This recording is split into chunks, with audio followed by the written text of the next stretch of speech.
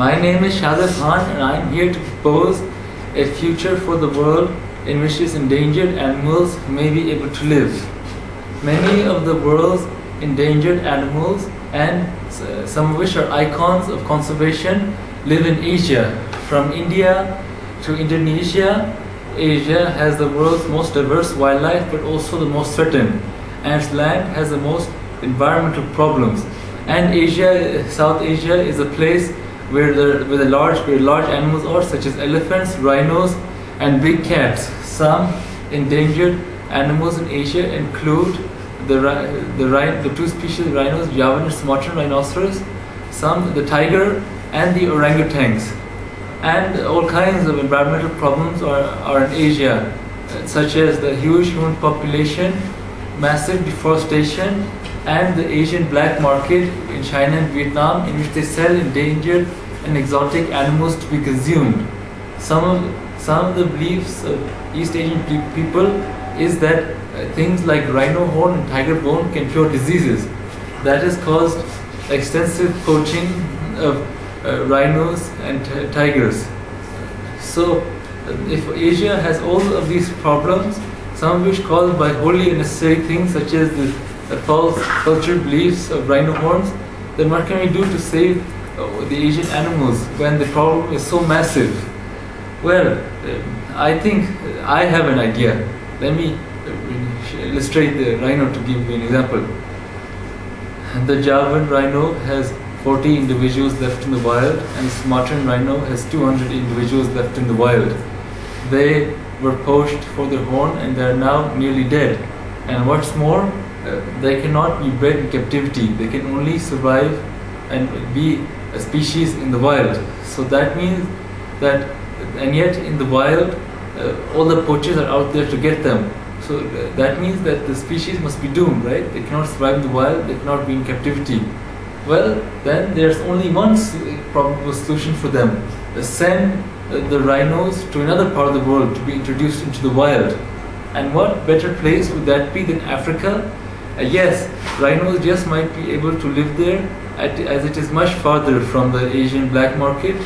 And furthermore, then all the animals in Asia which are endangered should be sent there.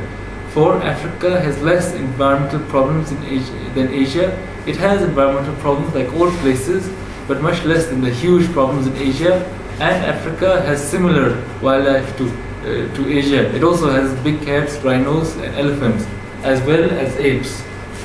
Therefore, in Africa, to Africa should all the endangered animals in Asia, such as the tiger, Asian elephant, the rhinoceroses, the orangutan, and many others, they should be introduced there, and habitat should be created there for them.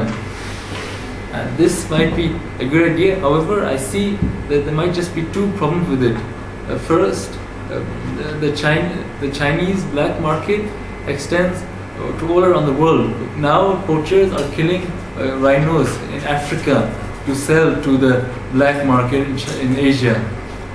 However, because the Sumatran and Javan rhino are becoming so rare and are now becoming hard to find in the wild, the only reason why they are still being targeted is because of the many Asian people who are too poor to afford poached rhino horn from Africa.